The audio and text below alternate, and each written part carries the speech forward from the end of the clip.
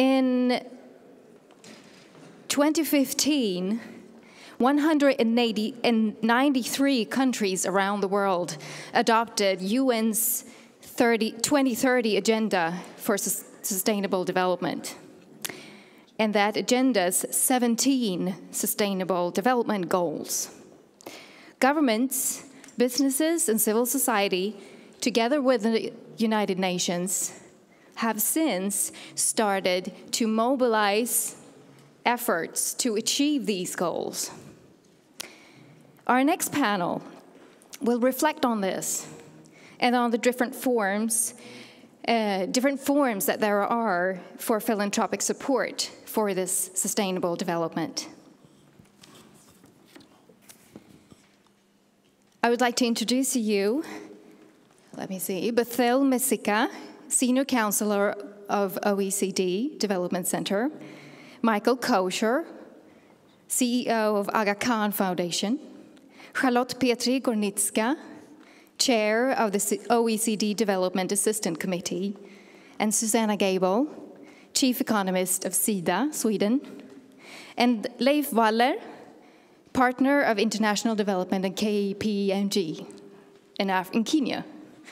And to moderate this session, we have Adrienne Klasa, editor at the Financial Times in London. Adrienne, it's yours.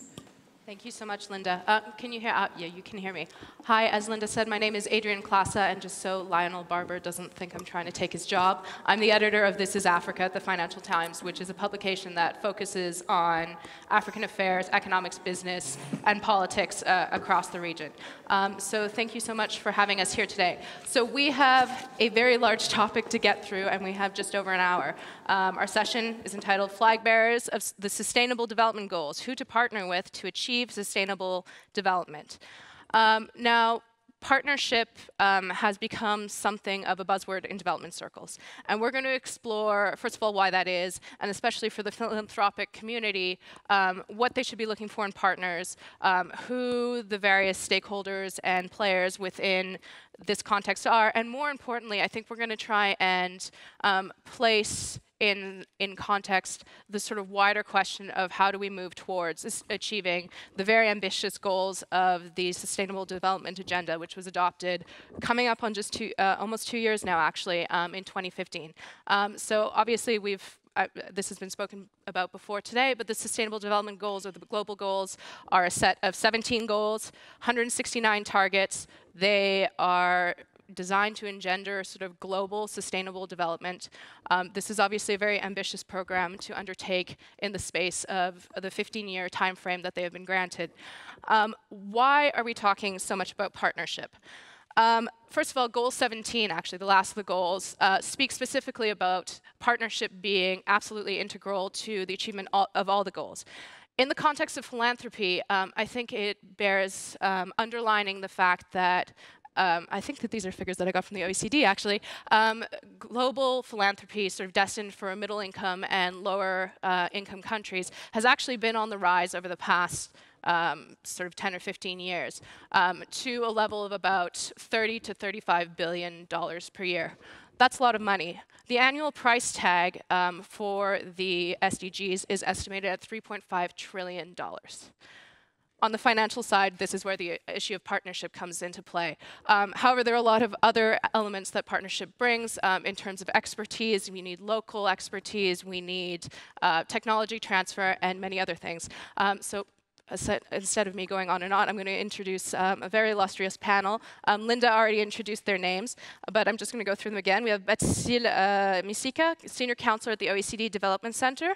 Michael Kocher, there we go, CEO of the Aga Khan Foundation in the UK. Petri Gornitzka, Chair of the OECD's Development Assistance Committee. And Susanna Gable, Chief Economist at Sida, and finally, Leif Waller, Partner in International Development Advisory Services at KPMG Kenya. So again, thank you all for being here and for taking part in this conversation. So to start out and sort of to set the scene for this discussion, I'm going to ask each of you to maybe take 2 or 3 minutes to explain a little bit more about your work, how it pertains to the Sustainable Development Goals, and how partnership figures into that. And let's be very brief, and then we'll sort of elaborate on those ideas going forward. So Michael, if you want to kick this off. Thank you, Adrienne. I've enjoyed all the speakers today. A disadvantage of coming at 3:15 is that I'm doubtful that I have a wealth of fresh perspective, so 4 quick observations.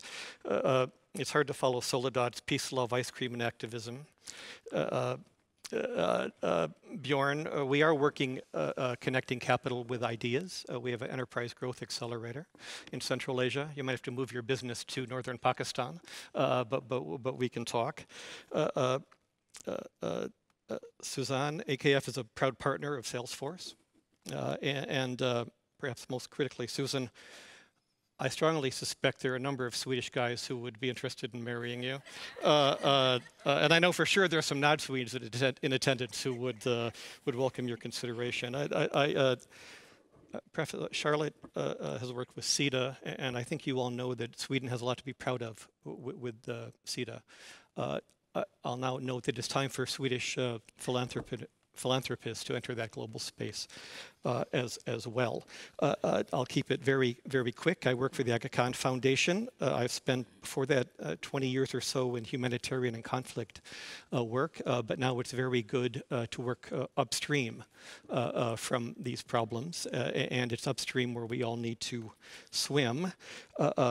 The foundation is 50 years old. We work in 22 countries. We have 4,500 staff. 95% of those are national staff of where we work. If you're going to partner, look for organizations that are light on expats, that invest in local capacity. And we work in water, sanitation, economic development, health, education, civil society, rural infrastructure, economic development, small, medium enterprise, and so on. I think we engage in 15 or so of the SDGs. I'll just close by saying a partnership is critical and hard. Nobody can go it alone. The SDGs are ambitious. They're going to take myriad effort over a long time. And it's going to take a collective, cooperative effort. Philanthropists, like government organizations and private actors in this space, should not be competitive. You should be collaborative. It is not a race. It is really a collaboration, and that's how these SDGs will be realized. I have other things to say, but why don't I cut it right there, and we'll come back to that. And we'll definitely draw those out later. Thank you so much, Michael. Bathylle, if you could give us your initial opening thoughts. Thank you, Adrienne. It's great to be here. You've been very lucky that you've managed almost the entire conference without being told about the SDGs. Personally, it's one of the few events where I've actually not been rehashed the SDGs. Yet they're important not because they're like, the universal to-do list, but because they're important compass about some of these big challenges. And guess what? They also apply to here. So that makes them kind of interesting. It's not just for 1,000 countries out there whose name is hard to pronounce. So I work for the OECD. About less than 5 years ago, I created a network of foundations working for development. So it's a boutique network. We are proud to have the Aga Khan Foundation and others. What we do is we bring together these foundations to, first of all, bring their knowledge and expertise to the OECD, which is a very typical intergovernmental organization. So we think policies, which is important, governments, and then more governments, and then again more governments, and then we push paper in the middle to make sure that it looks serious enough. So what we do is we connect these foundations together so that they can learn and exchange lessons. You would be surprised that it's actually a kind of a lonely job. Even if you're in a big organization, you want to know, how do you measure impact? Do you actually outsource it? How much do you spend on it? And then once you have done that, how do you go to scale? And with whom do you partner? And if Charlotte is in that venture, it means it must be very good. So I'm going to go to. But if Charlotte is not there, how do I know that it's a solid venture? So we're helping them in that journey. We're helping them form coalitions. We've helped them think about trends like venture philanthropy for development. What is it? We've compared organizations, some that were here today, Lundin with Rockefeller, with Shell and Emirates, so that we can extract the juice of what makes venture philanthropy meaningful and why they should care about it. And then we advocate for Philanthropy for Development, because we are trying to tell the world philanthropists are not ATMs. They do know things. It's not just about the money, and we go and we repeat and we repeat, because it's true that it's philanthropy to an extent is still seen as that extra cash that you need in order to achieve that ambitious agenda, where other people who know best have set the parameters. So I'll stop here. Thank you, Bathylle. Clearly the go-to person for partnership in this space. And now, can we go to Susanna for your initial thoughts? Well, thanks for having me here. Yes, the Sustainable Development Goals are certainly relevant also in this setting, and I'd like to say that it's kind of a paradigm shift in development, where the private sector, be it profit or non-profit, has a much more central place. The mobilization of private capital to achieve these goals is in the center of all these discussions. And the partnership, these goals are not only for developing countries, it's for everyone. It's for all countries, and the private sector, different government agencies, you have it within the countries too. So it's certainly relevant also here, and we've talked about the blurring of the lines between the profit and non-profit side. There is also a blurring of the lines between the public and the private side when it comes to working on with development. So I hope we'll discuss that a lot here, and I'm looking forward to it. Definitely, and blurring of lines and also blended finance, I think, will be ideas that we will sort of touch on later. And now Charlotte. Thank you very much. I used to head Sida, and now and it was fantastic, difficult, and now something even more difficult, but but fantastic when we will make it work. Some 60 years ago, 4 countries and around about 4 countries came together to discuss how they could establish some rules and benchmarks around giving development assistance through money to countries most in need, or the countries who were less developed than themselves. That's actually the core idea still for the committee that I lead, the Development Assistance Committee. But today, 30 countries, through their governments, are there to serve the least developed countries with official development assistance equals money.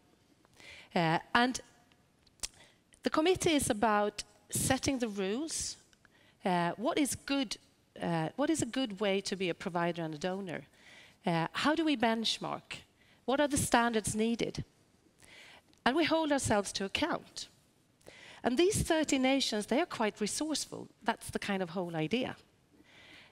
2 years ago, the same nations and very many other nations went to different meetings, and they did agree on this fantastic agenda, the SDGs. And they also agreed how to finance this. And they said, development assistance is a tiny part of the solution. Very important, but a tiny part. We need the private sector to do this work for us. Okay, and then they went home again. That's my community. My real challenge in this work today is to remind these governments that we did decide, we did embark on a journey where we're not only here to continue to do development assistance as we know it, we're here to take the responsibility on how governments can incentivize good behavior and resource flows from the private sector, be it philanthropy or, different forms of private sector. So today we're trying to strike a balance. How can we make sure that the official support that we give today is really working where it's hardest to attract the commercial money? And at the same time, use a little bit of money to incentivize partnerships with private sector and make that work. The thing is that we don't discuss this enough with private sector. The solutions are developed in my community rather than in partnership. And there's a lot of distrust still between these different communities. So while trying to incentivize the flows we need to deliver this agenda, we need to start to talk to each other about the different driving forces that brings us to the table and the long-term relationship that we need to build to really make this effort a whole of society effort, which it will take. So this community that I lead, I'm trying to take the community on that journey, to open up to other stakeholders, reminding ourselves that 30 nations have all these stakeholders to bring to the table as well, not only government money. So, in essence. I think especially in terms of the private sector piece, it is sort of a cultural change needed on both sides, and perhaps a new language on some level too. But anyway, we'll get further into that as well. Leif, please. Okay, so I guess I'm the outsider in this team here. My background is 27 years within the financial sector in the Nordic countries and in Sweden. During the 17 past years, I've been working for KPMG. And the reason why I'm here is really that I've had the good fortune to, throughout the past 12 years, designing and implementing financial sector training and capacity building programs on behalf of Sida and in collaboration with Sida, IFC and the World Bank.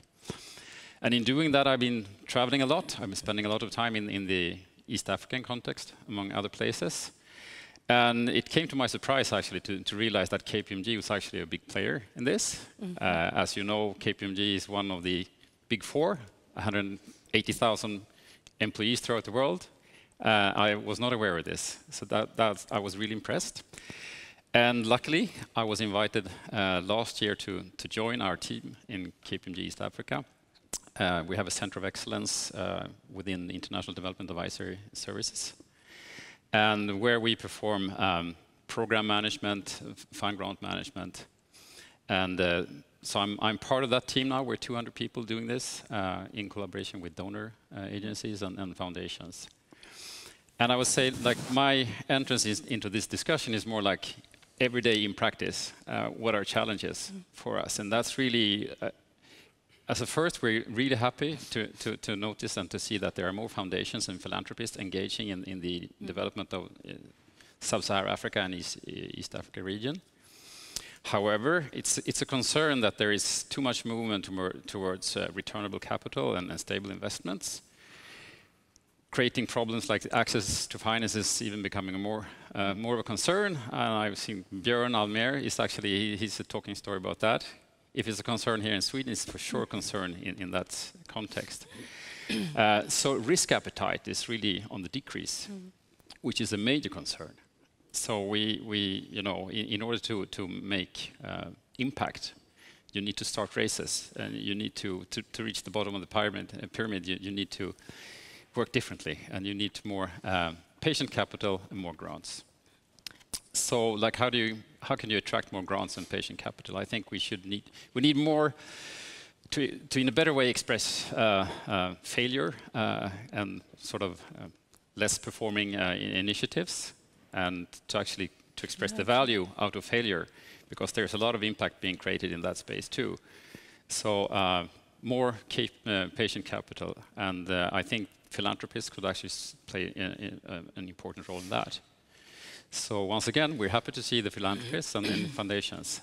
So that's where we're at. And speaking of the SDGs, we also glad to hear, like, foundations and philanthropists are asking, like, when we do this kind of initiatives, how could we express that in a sense of the SDGs? Can you help us to sort of express that value? Sure.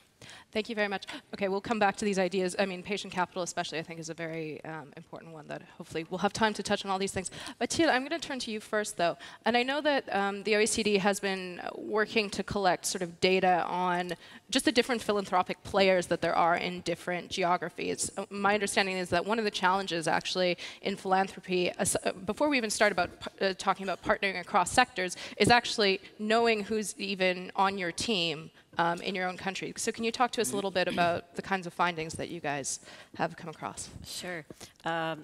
I was just thinking what a geeky thing it is to get excited about data. I never thought I would get excited about data because I'm not really big on numbers, but still, it's a sector, for those of you who've looked, philanthropy for development, where we don't really know who's doing what and where.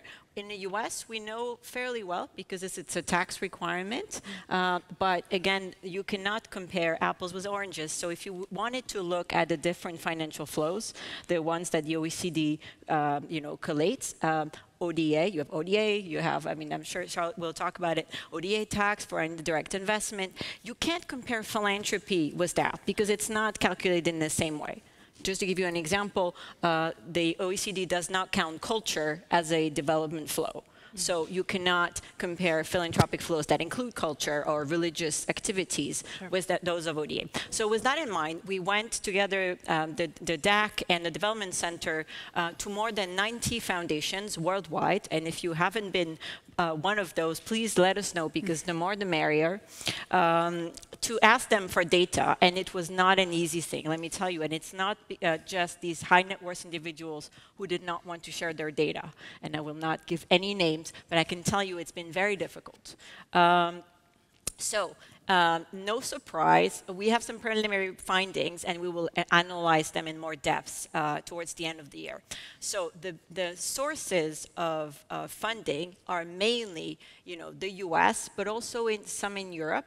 So some of the top funders, the largest foundations in terms of funding over the period 2013-2015 are, of course, the Bill and Melinda Gates Foundation, Ford, Rockefeller, the Hewlett Foundation, and the Open Society. That's for US and Canada. But you also have SIF in the UK, the Dutch Postcode Lottery, and IKEA Foundation and Oak. As some of you may know, IKEA Foundation is not based here. So from our analysis, it's considered philanthropy out of the Netherlands. Okay. Now, if you look at the sectors that philanthropists like, of course, the Bill and Melinda Gates Foundation tilts these results because of its volume. So health, agriculture are very high on the list. And then you find governance and gender and education. In general, this didn't surprise us too much because philanthropists tend to favor basic services. Now, the geographical focus, there are a lot of multi-geography programs because public goods and the SDGs call for this kind of horizontal approach. Nevertheless, 28% of flows are going to Africa, 16% to Asia, 8% to America, Central and South, and 2% to Europe. And then more surprisingly, or maybe not so surprisingly, India, Nigeria, Mexico, South Africa are amongst the top recipients. What does that tell us? I'll repeat. India, Nigeria, Mexico, Ethiopia, South Africa. From the donor community, what that tells us is good performers, donor darlings, middle-income countries. So looking at aid, where does aid go? Half of it goes to the poorest of the poor, where they don't have any access to any other form of capital.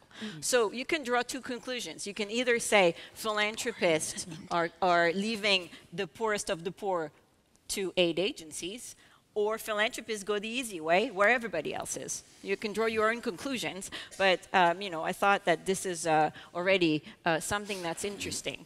That philanthropy, there's no correlation between being very generous in your ODA and being very generous in your philanthropy. That's one. And then there's no correlation in terms of what, as a country, where you decide to give and where your philanthropists are keen to invest. And then on Swedish philanthropy, well, it's going to be very short because the Swedish philanthropy for development, I asked our statisticians, and they knew you would be here, Charlotte, so they said we wanted to give you a bigger figure, but it's not actually very big. So it's on the rise. It's on the rise, except we've just heard examples. So let's leave it at it's on the rise. No, it's honestly it's less than 0.3% of what Sweden gives in terms of ODA. If you count the IKEA Foundation and other big donors that are not based here, then you reach 3.5%, and it's mainly geared at international NGOs and UN organizations. So also not super risk-taking in terms of going out there and finding these social innovators that are going to take risks. Michael, I saw you nodding along, especially to the comment about the fact that philanthropy wasn't following ODA, and that if we're talking about partnership, there seems to be a disconnect there. Is that it's an issue, familiar and to I your think experience? Bathylle forms a problem statement, and you can't knock investment in health and education, but one of the things that's missing from your list that goes to the fullness of partnerships is private business and investment in economic livelihoods, and there needs to be far more investment in employable skills, relevant job training, access to finance, not just debt, but just savings accounts, access to markets, which is a tremendous issue in the places where we work. There are how do you link to a market in northern Afghanistan, where I was a few weeks ago, when it's only accessible 6 months out of the year, and a landslide can stop that. There's been too much focus, even among the NGOs that focus on economic matters, on supply side. How many more tailors and hairdressers need to be trained in West Africa, and insufficient attention to demand, market research, what people buy and where they buy it and how they buy it. We work with a group called Frigo-Ken in East Africa, and we support 8,000 small shareholder farmers and help them sell their product to Frigo-Ken. That helps a lot of families and a lot of jobs. Look, sustainable families, I'll be very brief. Sustainable societies have to be profitable societies, and I think for a long time, as has been noted, there's been a sheepishness in the not-for-profit sector and the philanthropic sector to say that loudly. Underemployment, unemployment destabilize families, communities, and countries, and I will tell you, we have to go to poverty and strife and commit long-term to it, because if we don't, it comes to you. And that is, I think, a lesson that philanthropists really have to take to heart and engage with governments, the for-profit sector, and civil society, because it's only in the fullness of that these development goals will be advanced. Now, I have a follow-on question for you, actually. I mean, I know that Aga Khan Foundation sort of has a focus as an implementing organization rather than grant-making organization.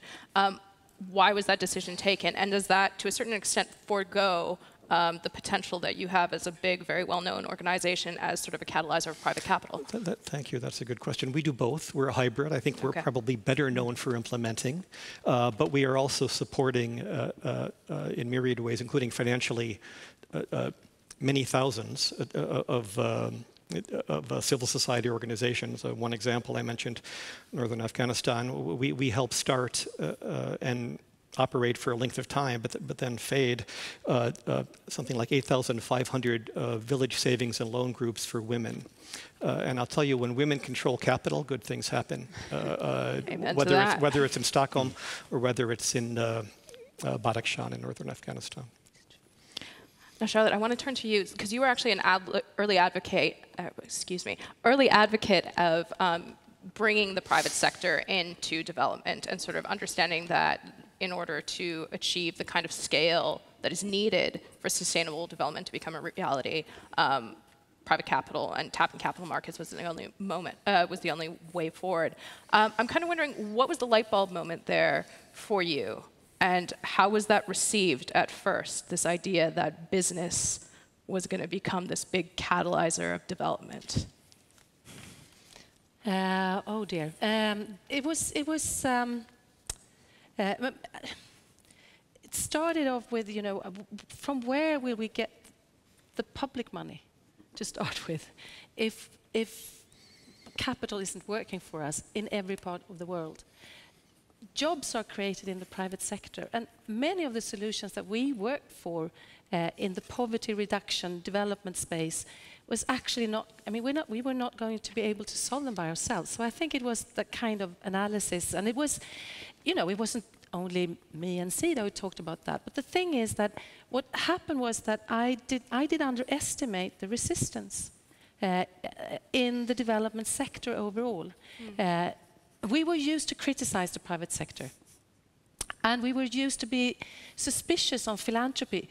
I still think philanthropy needs to continue to work. Take IKEA Foundation some years ago. You have IKEA on one side and the foundation on the other side. You cannot do within the foundation things that you should do within the business. the core business and so on and so forth. So there was, of course, a lot of reason to be critical thinkers. But having said that, when we started to kind of agree, and we had a government in Sweden who said you should dig into this, the agency and others kind of said, well, let's find out ways of working and let's start to understand each other's driving forces. We spent a lot of time on doing that. And my experience is that we have very few people with a background in private sector from development and vice versa. I was one of the few who had done private sector. It's still the case. We are very much in isolation. No crossover. And so it takes time. But I want to add one thing. You had to do something to kind of leapfrog the whole issue, because otherwise it would take a lot of time. I invited 25 big Swedish multinational CEOs to a meeting with the former development minister. And we didn't talk to them about, you are the problem for the SDGs. We said, do you see any business opportunity in implementing the SDGs? They had never heard business opportunity mentioned by a development person. And that we started to build a way of, with curiosity, how can we then do things? There's a lot of things being done. On top of that, the Swedish government has a fantastic tool, which they're still not counting as ODA, and it's public guarantees, because private sector is looking for risk sharing in very difficult spaces. And we are all about risks. So we should not take a lot of risk on taxpayers' money, but when we can share the burden of risk with a guarantee tool on top of a grant, we can really make a difference. So Sida was mandated to manage a big portfolio of guarantees, which has in reality meant that we have a good portfolio. This is your story. We have a good portfolio of examples of how you can work with philanthropy as well as development banks. Without that practicality in reality, I don't think we would have moved the discussion. We needed to sit down, we needed to do things together and talk about what we're doing. Still on a learning curve, obviously. Do you still feel that there's a lot of siloing, though? Yeah, in terms of, yes, I do. Is enough work being done to sort of transcend the sometimes inimical sort of goals of sort of private sector, which is often, as much as they say they want to do good in terms of core mission, you have quarterly reports, you have shareholders, you have a fiduciary duty to maximize profits. I mean, is the full conversation about squaring that with development goals in an honest way really happening? It's happening, but too little. There's probably 10% of the whole private sector who knows about the SDGs. So I think we're risking to talk to the same people, the Paul Polmans and the same philanthropists. So I think, a short answer is not enough is happening to really make that happen. But good things can be done. Good answer to a hard question. Susanna, I want to ask you sort of more in depth about sort of how Sida is now working sort of with philanthropists and sort of how you envision sort of creating that ecosystem where sort of ODA and Sida's sort of capital can interact with philanthropic capital to bring in sort of more private sector funding on a larger scale. What's the current paradigm? I think as before, and this is maybe also explaining a little bit why we don't trust each other, or if that's the case. But for someone who works within the development cooperation world, it's extremely important that you start with the country-specific problem. Like if you want to do something for Kenya, don't say, I want to work with a guarantee as a financing instrument in Kenya. That's maybe for education. That's maybe not what you need. Or as an NGO who works in education, just come and say, I want to do education in Kenya. Start by looking at what are the binding constraints in Kenya. What are the real problems we need to solve for Kenya? And you can even go narrow down on a region or a city, of course. Because when you start asking those type of questions, you then turn to what is new now with the Sustainable Development Goals. Before, we would start by thinking, okay, what can we do with aid money, or what can we do with the government money to fix these constraints? Instead, now, we first ask ourselves, are there commercial returns here? It's just an information problem. Do we just need to talk about what opportunities we have here, and commercial money will come? Public money or aid money shouldn't go there if there are commercial money that could come. But of course, it could be the case that there are not enough returns, and then you need to ask why. Could it be that there are other binding constraints than, for example, within if it's education you want to look at? Are there other binding constraints, and should we then work on reforms that take away those constraints, and then the returns, potential returns and commercial money will flow in? If that's not the case, then we can start talking about these guarantees. Maybe we, as a development agency, or maybe the government, can go in and take away some of that risk when there is a good reason to take away the risk. Sometimes there isn't. If that's not the case, then of course you can come in with public money and ODA, or do a public-private partnership. So you need to know the problem, and not only within education, you need to know the problems around, and then argue for why you should work within education, why you should work with a guarantee, or and so on. Mm-hmm. Leif, you were actually saying that there is almost too much of a focus on returns now, looking at development. Yeah. Is that something that you're hearing also from the clients that you advise? It's quite obvious that, you know, with the expectations or the requirements on financial return, it's really pushing sort of the initiatives up in the pyramid, really due to expectations on sort of commercial returns. And that's, you know, you won't see the initiatives that actually would reach sort of the broader population. And it's very obvious, because it's overcrowded in that space. Too much money is going there, and nothing's really happening. There are no new races starting. Mm-hmm. Is that a question, though, of just not having the right kind of pipeline of projects, or is it an information issue? Well, it's you know, it's the need for patient capital, need for grants. It's about designing the programs differently. It's asking for using technology in different ways. So it's about program design, but it's also very much about patient capital and grants.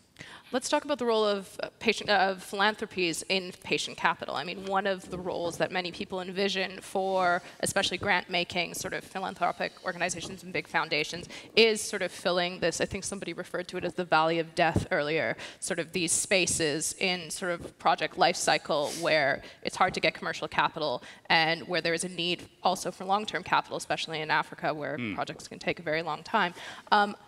Are philanthropies going there, though? They're supposed to be the risk takers. Mm-hmm. They're starting. Michael.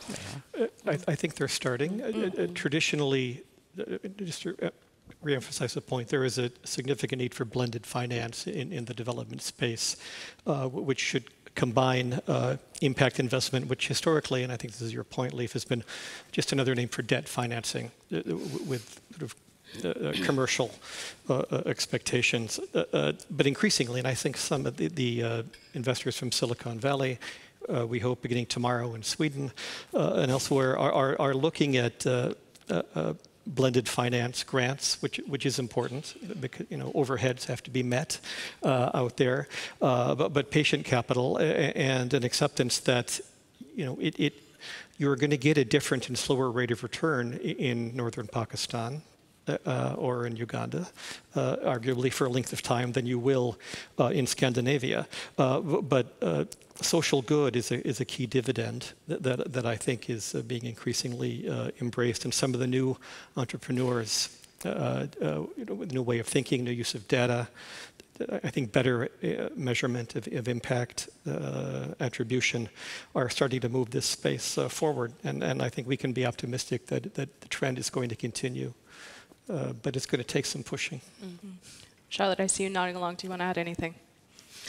No, I keep on thinking about that what we do is also mirroring who the societies that we bring to the table, the 30 nations that I have the privilege to lead. You are referring to Swedish philanthropy. What you're not talking about is the Swedish individuals. Do you know that they peaked the voluntary giving last year? It's kind of a culture.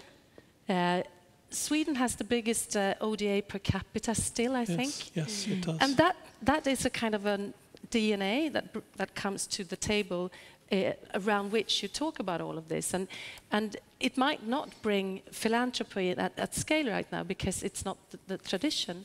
And I think what we see right now is that we have a lot of kind of, if it's not culture, it's world politics trickling down to how we do development today. So you should worry a little bit because your tax money now is people went to this and made all these agreements 2 years ago around the SDGs and how to finance that.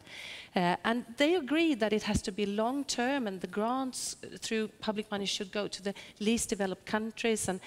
But the tendency now is that we spend more of the public money on costs back home for refugees. Mm-hmm. We spend more on humanitarian crisis. Of course we need to spend money on humanitarian crisis, but that means that we spend less on long-term development. And we spend less in Africa on public money. And this is important to know because it's contradictory to what we decided. Yeah, but do you want to come in on this issue of rehatting of risk, ODA? Okay. On risk, this is a discussion we often have. I think the picture is still not so. I wouldn't say that philanthropists take a lot of risk in spite of what they might want to say. What kind of risks might they take? There are 3 types of risks. The first one is in choice of country. Some of these countries that we call fragile are actually post-conflict. Take Sierra Leone, now Ebola-free, no more in a civil war. Why aren't they helping youth entrepreneurs there? Much easier to go to Ghana, actually. Absolutely. I'm not saying, I'm not bearing judgment. I'm saying it would be one way to take a risk. They might decide that. The second way is whom you partner with. Instead of working with a big organization that everybody else is funding, maybe you go fund social entrepreneurs that actually need you to take a chance. So that might be. And then the third way is you pick projects that no one else will pick because you're trying new things. So you're trying you're testing children when they are taught with soft skills in their curriculum to see whether they succeed better. And you know what? If you fail, you fail.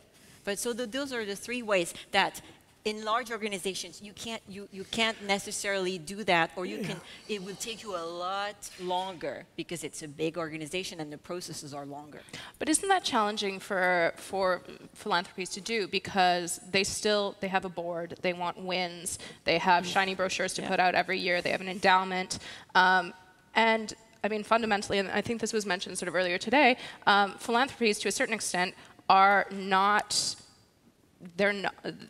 Beneficiaries are not sort of top of mind when they're thinking about who the chain of responsibility and who they're responding to is. So how do we sort of square that circle? Well, I think it's very much about education too, about how you can do it, how it's been done. I think Silvia was mentioning this on your panel too. Because if they know how to do it and what they can achieve by doing it, I think it's more likely that they would do it. But it's also possible for, again, going back to the governments. I mean, we have signed up and we hold ourselves to account to be where it's hardest to be and all. We need partners in doing that.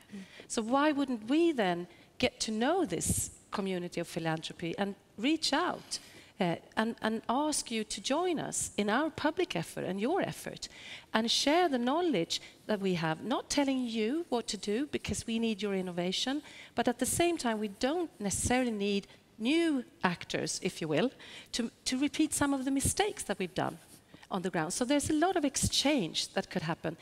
But then we need to think about other actors than the usual suspects. And we can do more of that, I think, from a governmental side as well.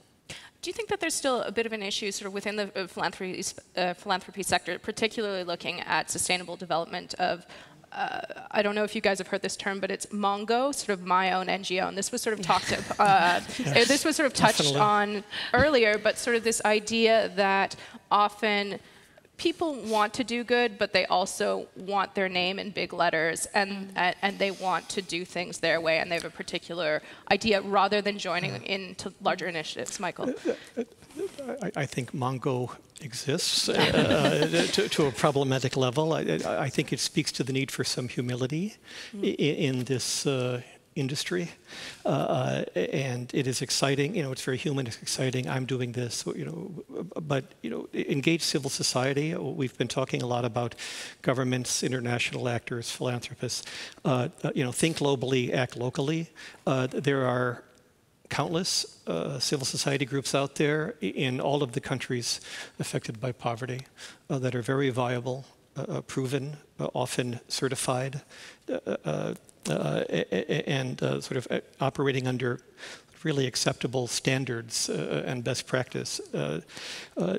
And I think governments who I think at their worst give bilateral on-budget support to other governments that may not be sufficient in delivering aid, or they look to multilaterals who cannot fund private civil society organizations by their laws. And I think the danger here is that you are missing a whole sector. Because look, the stool has three legs, right? There are public actors, there are private actors, and there's civil society. And without one of those legs, it falls, and these SDGs will not be realized. So it's an issue that entrepreneurs, philanthropists, I think, need to come to terms with. Susanna, in terms of sort of moving to a sort of a different aspect of partnership, we're talking about sort of growing the Swedish philanthropy sector, and I know you're in Sida, and that's sort of your realm. But do you think that the government here could be doing more to create a conducive environment to engender a culture of sort of philanthropy, sort of on the scale that we're talking about here? Well, speaking as a Swedish American, as I am. I think in the mindset of a Swede, the reason why we choose to go through the 1% of GDP and give for aid rather than doing it individually, so to speak, is that we don't want to, put our names on it. It's just not in the Swedish nature. It kind of looks bad even in the Swedish culture. So that's one thing. The other thing is that there is an idea that the money is used much more efficiently. If every individual do their own thing, there will be a lot of overlap, and you don't get enough scale to do it efficiently. But the positive side, of course, of having it as in the US is that you get a lot of people engaged, and you get a lot of innovative ideas. And for sure, you need both of them. And yes, there could be much more done to encourage that. And I mean, we do have, for example, just to give one example, but challenge funds, which is funds where if we want to solve a problem with agriculture productivity in Uganda, and then small businesses, small social entrepreneurs can come up with their ideas and compete to find a solution. So philanthropists could be a big player in taking those risks, and then we can scale it up in a sense. So finding a system for that works better together will be very important, I think. Thank you, Susanna. Now, before we move to some audience participation and questions, actually, I do have one more thing that I think we need to address with the panel, and that is the big red, white, and blue elephant in the room. And that is the changes that are coming both from the American government in terms of its funding for development, and also its sponsorship of major international agreements, including the Paris Climate Agreement, of course, support for the SDGs, support for the UN, support for multilaterals like the OECD. How do we look at modifying our approach when sort of major partners especially the US, but also the UK, where I live, sort of going through Brexit, are really changing the global scene and reducing appetite for risk? Who wants to take that one on? Just a comment, like the past year has been crazy. Like it's been a huge challenge. We had this sort of risk mapping a year ago, and all sort of the worst cases came true. And so it's really been difficult, and it's caused a great sort of uncertainty in the market what to expect, specifically from the donor community. And things are on hold. And that's really the worst. How do we cope, though, if things are on hold? I mean, there's a 15-year timeline on this thing. Charlotte? Yeah, well, I wish I had the silver bullet answer, but if I may think loud, US is within these 30 countries. So is the Netherlands, the France, and UK. And you know that there's been elections and we have pondered. At the same time, this group has been discussing everything that's outside this group. Like, we have China and India, and they don't do aid as we do it. So we don't want to talk to them. We hold ourselves to account to these high standards. You can really question that now, that this community can hold itself to account if it can't deliver on what it agreed on. So how do you then do? I mean, what do you do? Do you believe that you can get these 30 countries to act as one today? No, probably not. But if you lose the initiative as this community to either of them, they might dictate the new ways of doing development with other actors like China or whatever, I don't know. So what we need to do is obviously to open up and widen the group. So bring China into the DAC. We need to widen, and not only governments. We cannot do this. Some things we have to do, obviously. But to kind of reclaim this agenda, we need a wider group of the actors that can really deliver this with a sense of urgency where society holds itself to account and not governments to governments and this and that. We should be sleepless over this, honestly. Who would make that call? Who would make the invitation? Yeah, well, you tell me. No, Susanna, yes, the last question. Then yeah, no, I just loved I don't know if Susanna is still here, when she made that point about like businesses can do more than governments, and it's really just as Charlotte said, that it's not only about governments, and that point is already made by the financing needs for the sustainable development goals.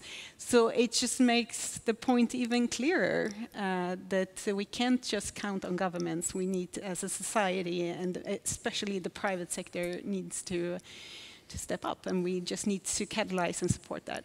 Well, I do hope that that's a happens. Okay, last thing, Bathylle, very quickly. I think it's forcing us to step out of our comfort zone, because we would have been talking, saying, you know, we're okay. Now, look, in the US already, some of the biggest foundations are stepping up to plug the gaps that, you know, where USAID, where funding is going to be withdrawn from organizations like UNFPA, so on reproductive rights. So if you have the US and the UK kind of taking a step back, that leaves an entire space for partnering with new actors that we were not so comfortable with, working with the Indias and Chinas of this world, partnering with philanthropy, for governments to find incentives to work, so to also, you know, blend the money so that you can achieve scale. So I think we should see it as not what we would have wanted, but something we need to make lemonade with these lemons. Yeah, it is an opportunity. You know, I lament the red, white, and blue elephant in the room as an American, but I think development, the view of development, this is an opportunity to democratize this and open it up and let more actors in. It is, and let's also be clear that the current model has not been wildly successful over the last 50, 60 years, right? I mean, you know, you look at fundamental poverty indicators. Feels so good, though. But something has not worked well. Yeah. And possibly something has not worked well because there's been a monopoly on funding and approach, and it's time now to shake it up. You know, these are profoundly troubling times, but I think this might help aspects of the international community come more to its senses, jump in, and do good, and not rely or not sort of cede the work to traditional international development actors, because things do need to change. Well, certainly times of change ahead. On that note, I'm going to, please do stay up here, panelists. I'm going to hand it over to Linda, though, to do an audience participation question. Yes, Adrienne and I were thinking that we're going to take this group up to you guys and just say, we need to step up, everybody. So I would like you to take up your mobile phones again, please. Me too. And open up your browser and type www.menti.com again.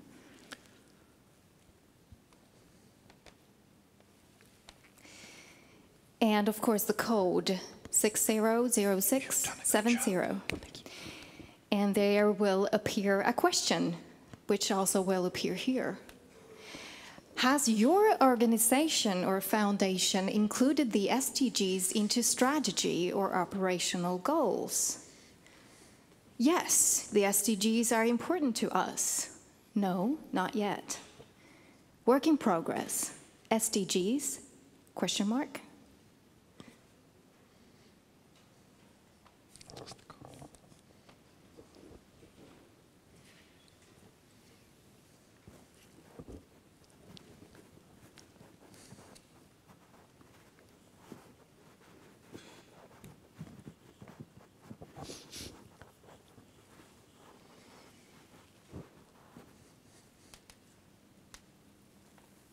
Is it loading?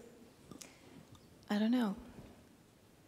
It's only 12 answering, but hey, let's see. Simon? 47. Okay, 49%. Yes, the SDGs are important to us. 28%, no, not yet. 17, work in progress, and 6 SDGs. Well, at least you're honest. Thank you. Yeah, that's good. That's a good one. That's all. I think those are very interesting findings, and great to see that 50% of this room are already sort of thinking strategically about sustainable development sort of within their organizations.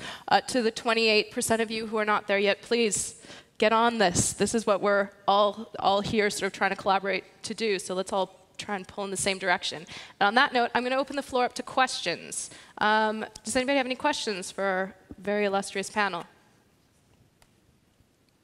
Anybody? Anybody at all? They're tired. Going once? Going twice? All right, well, I think we are running out of time anyway. I'm sure the panelists will be around to answer any questions if they should occur to you later and if you're shy. Thank you all so much for being here and for sharing your expertise. Thank you to Linda, thank you to Roger, thank you to everybody who listened, and enjoy the rest of the day. It's not feeling too well today, I think.